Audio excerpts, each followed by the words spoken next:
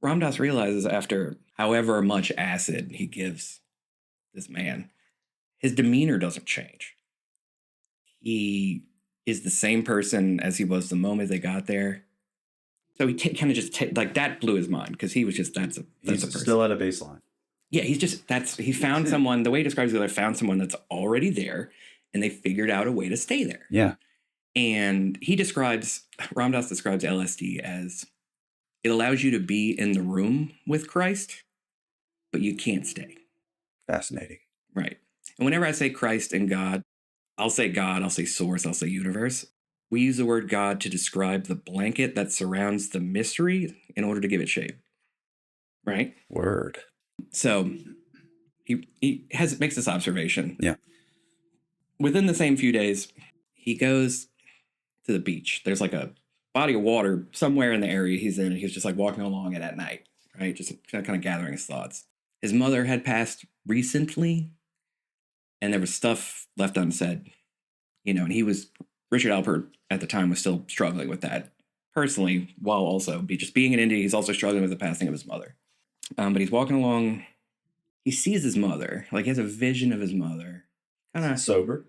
Yeah. Okay. He's just, he's intentionally thinking about his mom, like as he's just sort of processing. And he has a vision. They come to a peace. And he's on the beach and he's crying. He's just like, yes, we're good. Me and mom are good. The next day, he goes back up to the ashram because that's why he's there. Yep. And Maharaji looks over at him and goes, I hear you talked to your mother last night or something. Like you talked to your mom last night. He hadn't spoken to anyone about it. It's just the next morning. And that was sort of his like crack. Well, yeah, it would have been for me too. How? This is when Ram Dass, I feel like this is the moment where he was like, okay. He understood. Shortly after that, I believe he did move to the ashram, was given the name Ram Dass. And his intention, his focus, whatever, is no longer Richard Alpert.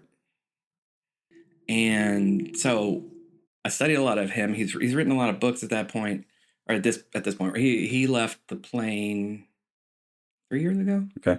He had a stroke at one point, I think in the 90s, and just like graced himself through it. Mm-hmm. There's a wonderful documentary out there called Fierce Grace. Okay. That's all about him because it was a bad stroke. Yeah. But by the time he died, he was talking again.